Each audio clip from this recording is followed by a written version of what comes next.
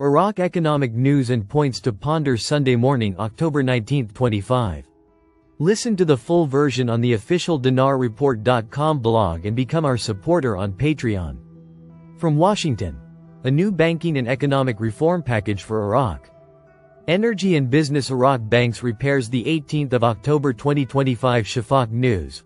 Washington. The Iraq delegation participating in the Banking Reform Conference in Washington, D.C.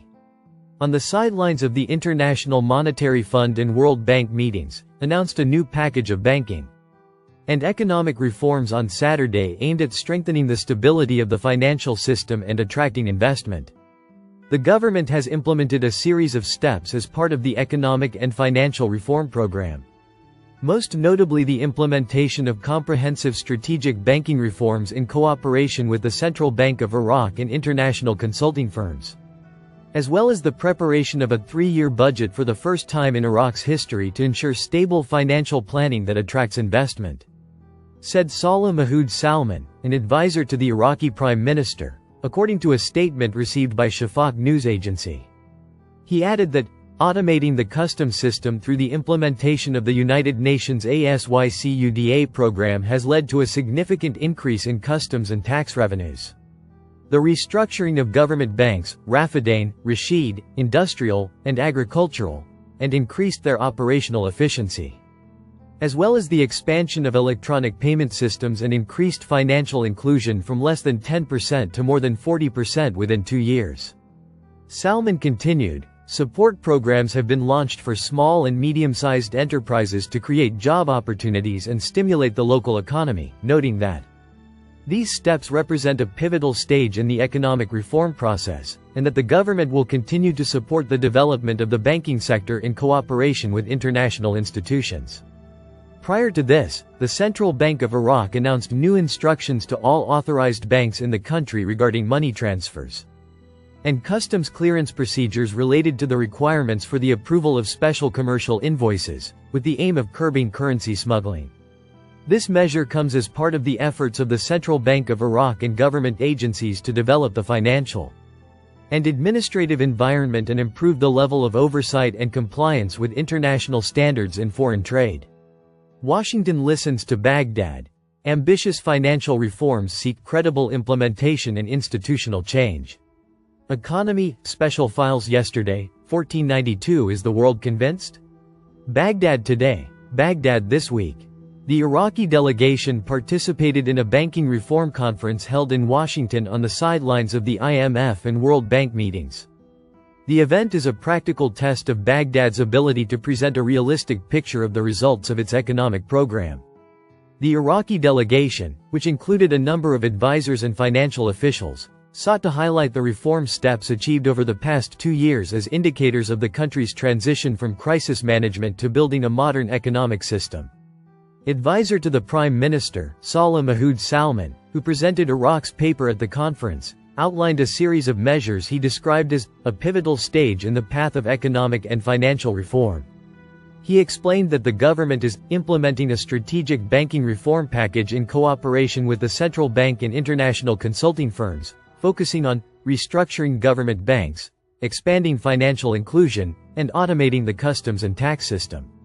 However, this proposal, while important from an administrative perspective, opens the door to broader questions about the depth of the transformation and its compatibility with the requirements of the rapidly evolving global economy.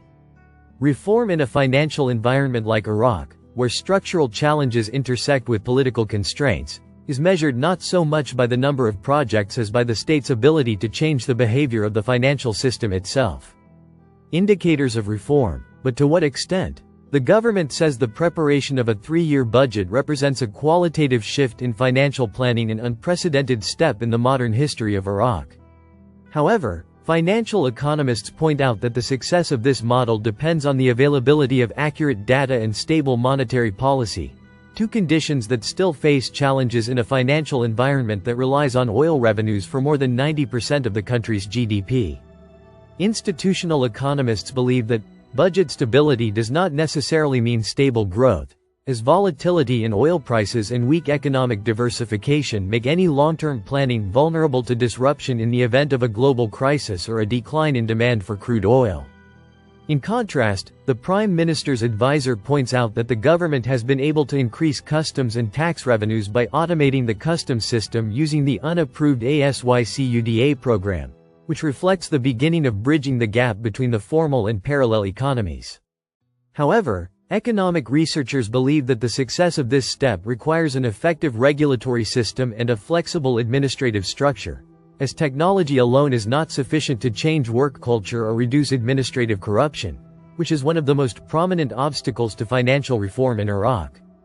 Financial inclusion and digital transformation. Between ambition and capability, electronic payment systems are one of the areas that have witnessed the most tangible progress, with financial inclusion rising from less than 10% to more than 40% in 2 years, according to the government advisor. This digital leap is an indicator of a gradual shift in citizens' financial behavior, especially with the expanding use of bank cards and mobile payment services. However, banking observers believe that the quantitative expansion is not matched by qualitative developments in the banking structure. Banking services in most government banks remain traditional and rely on paper transactions, while the private sector suffers from restrictions in accessing external financing. Digital economy experts point out that the transition to an e-economy cannot be complete without a comprehensive legal and legislative environment that ensures protection from financial crimes and builds trust between citizens and the banking system. Some economists argue that Iraq, despite its relative progress in this area, is still in the experimental phase and needs to integrate technology into the public financial management system, not just into individual transactions. Some text goes here: reform or role rotation. Restructuring state-owned banks, Rafadain, Rashid, industrial, and agricultural, is a key pillar of the government's plan. The government announces that it has increased the operational efficiency of these banks and begun re-evaluating their assets. However, financial analysts believe that true reform cannot be achieved simply through administrative restructuring, but rather through the ability of these institutions to transform into sustainable financing entities that effectively contribute to driving local production. Rafadain and Rashid, which represent approximately 80% of the banking market, still operate according to a traditional services model, while private banks face weak confidence from investors and depositors alike. Banking finance experts point out that structural reform in the Iraqi banking sector requires gradual liberalization of credit policies and the activation of partnerships with regional banks, as a closed economy cannot benefit from global growth or external financing. Poor institutional continuity and changing strategies. One of the most significant structural challenges facing economic reform in Iraq is the lack of institutional continuity. Each new government tends to reformulate the economic strategy from scratch, even in areas where tangible progress has been made. This recurring pattern of administrative rupture hinders the accumulation of experience and leads to a loss of the institutional foundation necessary for any genuine reform process. Instead of building on previous programs and evaluating their results, plans are replaced by new projects presented under a different title, without any scientific review or analysis of previous policies. Institutional economics researchers point out that this behavior reflects the weakness of the Iraqi state's institutional structure, as there are no permanent planning bodies or economic councils to ensure the continuity of policies regardless of changes in government. Thus, the reform process often becomes a short-term political project, tied to the government cycle rather than the economic cycle, limiting its ability to produce a sustainable economic impact or build internal and external confidence in fiscal policies. Are these steps sufficient to keep pace with global transformations? Iraq's experience with financial and banking reform demonstrates that the problem has never been a lack of vision, but rather its frequent interruptions. Each government introduces new plans, discarding previous ones, as if the state is starting from scratch with each political cycle. This behavior reflects not only a contradiction in priorities, but also a weak institutional structure that lacks a continuous economic memory capable of transferring experience and embedding successful policies. Public economic studies confirm that the success of any financial reform depends more on accumulated experience and continuity than on the amount of funding or international support. In the Iraqi case, reforms are still managed according to the logic of the governmental phase, rather than the national phase, which makes them vulnerable to disruption as soon as the political orientation shifts. The steps presented at the Washington conference reflect a clear technical effort. But they will not translate into actual achievement unless they are linked to independent institutions capable of protecting reform from political change. Reform is not achieved by changing plans, but rather by establishing an implementation mechanism that is not affected by changes in ministers or governments. Thus, it can be said that financial reform in Iraq is moving in the right direction in terms of form, but it still requires a permanent institutional framework that ensures sustainability and transforms reform from a government initiative into a state-led process that remains unchanged by changes in leadership. The central bank issues new instructions regarding money transfers and customs clearance. Saturday, October 18, 2025. Economic number of readings: 285. Baghdad, MENA, the Central Bank of Iraq issued new instructions to all authorized banks in the country regarding financial transfers and customs clearance operations, as well as the requirements for approving special commercial invoices.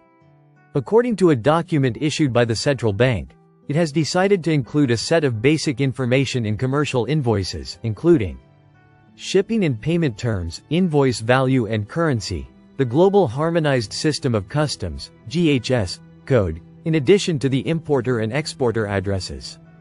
A precise description of the goods, their origin, brand, quantity and unit of measurement, and unit and total price. The circular stipulated that the final commercial invoice, or the preliminary invoice attached to the sales contract, should be approved, provided that the final invoice contains all preliminary data. It stated that the implementation of these instructions will begin on November 1, 2025. He explained, "The aim of the decision is to regulate foreign financial transfers and enhance transparency and accuracy in customs clearance within the National Automation Project," noting, "This step has several positives, most notably enhancing the standardization of procedures and reducing errors in commercial transactions, in addition to supporting the Customs Automation Project." New instructions from the Central Bank of Iraq to prevent dollar smuggling starting next month. Document. Energy and Business Dollar Central Bank Directions. New instructions from the Central Bank of Iraq to prevent dollar smuggling starting next month. Document. The 17th of October 2025, 23:22. Shafaq News. Baghdad. On Saturday, the Echo Iraq Observatory revealed new instructions issued by the central bank to all authorized banks in the country regarding financial transfers and customs clearance procedures related to the requirements for approving special commercial invoices.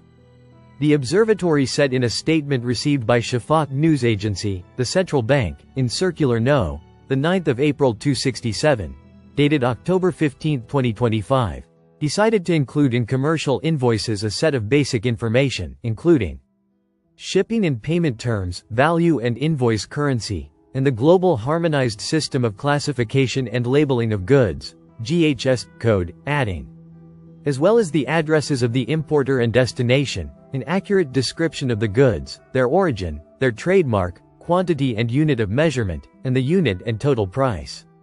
He explained that, the circular stipulates that one of the following invoices must be approved: the final commercial invoice, or the preliminary invoice attached to the sales contract, provided that the final invoice contains all the data of the preliminary invoice. According to Echo Iraq, these instructions will be implemented starting November 1, 2025, noting that, the aim of the decision is to regulate foreign financial transfers and enhance transparency and accuracy in customs clearance as part of the National Automation Project. The observatory believes that, this step has several positive aspects, most notably enhancing the standardization of procedures and reducing errors in commercial transactions, in addition to supporting the Customs Automation Project. This decision comes as part of the efforts of the Central Bank of Iraq and government agencies to develop the financial and administrative environment and improve the level of oversight and compliance with international standards in foreign trade. The Eco-Iraq Observatory is a media research institution specializing in analyzing the country's economic performance. It focuses on oil prices and their impact on the budget, in addition to monitoring the performance of Iraqi banks and their role in supporting the economy and financing projects. Listen to the full version on the official dinarreport.com blog and become our supporter on Patreon. Source: DinarRecaps.com.